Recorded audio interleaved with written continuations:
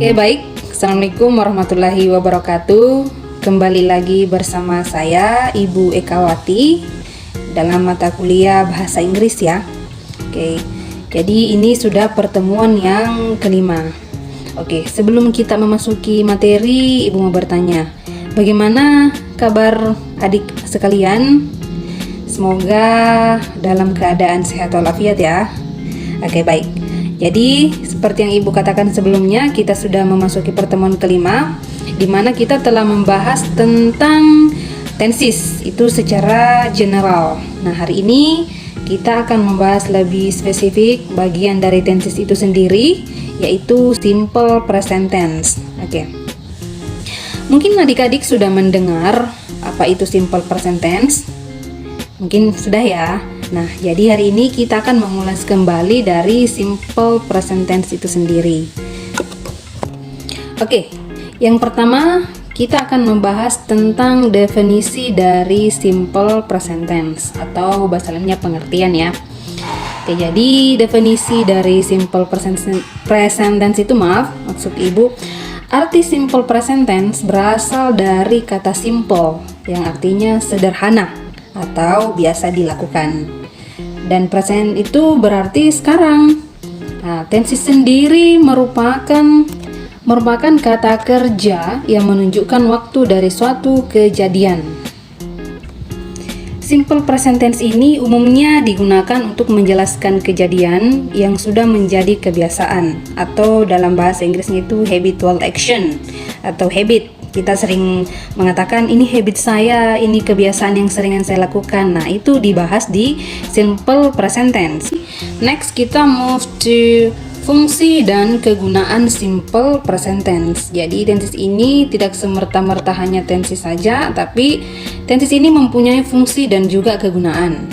Nah, adapun fungsi dari simple present tense adalah seperti tadi, itu untuk menyatakan fakta, kebiasaan, kebenaran, dan situasi yang sifatnya permanen. Nah, selain dari itu, simple present tense digunakan untuk menyatakan kebenaran umum atau fakta. Jadi yang Ibu tadi bilang, itu yang general truth ya. Nah, contoh kalimatnya itu ini, Indonesia is a country in Southeast Asia. Jadi itu salah satu contoh kebenaran umum atau yang fakta. Nah, simple present tense juga digunakan menjelaskan suatu kebiasaan atau aktivitas sehari-hari, kejadian yang selalu berulang. Ini yang Ibu tadi bilang, habitual action, habit. Nah, contoh kalimatnya, Andy always eats healthy food. Atau mungkin kalau Ibu terjemahkan dalam bahasa Indonesia, Andy selalu memakan makanan sehat. Jadi dari kata always ini, selalu, itu yang menjadi penekanan bahwa ini kalimatnya sering dilakukan sehari-hari atau selalu menjadi kebiasaan Andi, yang dimana notabene-nya always, selalu, itu kebiasaannya Andi selalu memakan makanan sehat sehari-hari. Jadi itu adalah contoh maksud Ibu fungsi kegunaan dari simple present tense.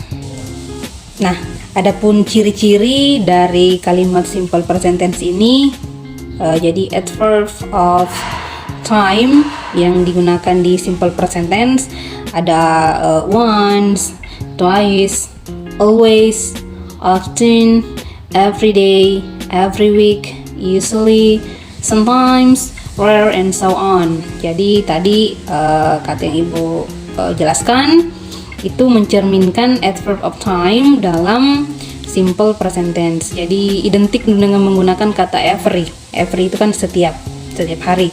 Ketika dikatakan setiap, artinya berulang ya. Jadi itu sudah ini mencerminkan simple present tense, di mana tadi definisi dan fungsinya kan Ibu sudah jelaskan, yang menggunakan kata berulang. Jadi always itu selalu, every setiap, every day, every week, every year, every month. Nah, itu salah satu adverb dari simple present tense, itu ciri-ciri dari simple present tense. Nah, kemudian kita masuk di pola atau pattern atau rumus dalam bahasa Inggris. Jadi bukan cuma matematika saja yang mempunyai rumus, bahasa Inggris pun begitu, terkhusus di pelajaran tenses di present tense kali ini ya. Nah, Dalam membuat kalimat itu terbagi dua, ada verbal, ada nominal. Nah, rumus sendiri dari verbal itu ada positif, negatif, interrogatif. Nah, positifnya itu rumusnya subjek, kemudian ditambahkan kata kerja bentuk pertama. Ingat ya, present tense selalu menggunakan kata kerja bentuk pertama.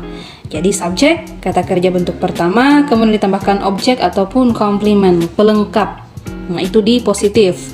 Kemudian next ke negative pattern, ada subjek, kemudian to be-nya adalah do atau does. Jadi simple present tense itu kalau di verbal ada dua to be, yaitu do dengan does. Kemudian setelah do dengan does tambahkan not karena ini adalah negatif. Kemudian ditambahkan kata kerja bentuk pertama dan objek atau complement. Nah, interrogatif dibalik ya. To be-nya berada di depan, do atau does, kemudian ditambahkan subjek, not-nya dihilangkan karena ini sudah memasuki kalimat interrogatif, bukan negatif lagi. Jadi do, does, subjek, kata kerja bentuk pertama, objek atau complement. Itu contoh rumus dari verbal dalam simple present tense. Nah, jadi ini bisa dilihat di layar ya, seperti ini polanya. Kemudian masuk di nominal. Ada seperti biasa positif, negatif, interrogatif. Positifnya subjek ditambahkan to be. Nah, ini lain lagi. To be di nominal pattern itu bukan do dan does, tapi is, are. Jadi to be-nya ada 3. Jadi subjek ditambahkan to be, is, are. Kemudian ditambahkan adjective atau noun. Jadi bukan kata kerja karena ini adalah nominal ya, bukan verbal, adjective atau noun. Kemudian di negatif subjek plus to be, is, are, plus noun and adjective or noun. Itu di negatif. Dan interrogatif to be, of course the first one, to be, and next subject, next adjective or noun. Jadi mungkin bisa dilihat di layar ya, rumus dari nominal pattern kali ini. Kemudian ibu langsung saja ke contoh kalimat dari simple present tense. Jika kita menggunakan verbal pattern, misalnya my mother cooks every day. Negatifnya my mother does not cook every day. Interrogatifnya does my mother cook every day. Nah, jadi to be kita menggunakan does ya, karena ini verbal. Kemudian di nominal, misalnya positifnya she is beautiful. Nah, interrogatifnya she's not beautiful. Interrogatifnya kalimat pertanyaannya is she beautiful. Nah, sini bisa terlihat kan to be yang digunakan di verbal dan to be yang digunakan di nominal. Oke, baik, ibu rasa cukup sekian dulu materi kali ini tentang simple present tense. Nanti selanjutnya di pertemuan ke-6 kita akan mengkaji lebih dalam, lebih spesifik lagi dari simple present tense ini. Oke, baik, saya Ibu Ekawati mohon pamit diri. Assalamualaikum warahmatullahi wabarakatuh.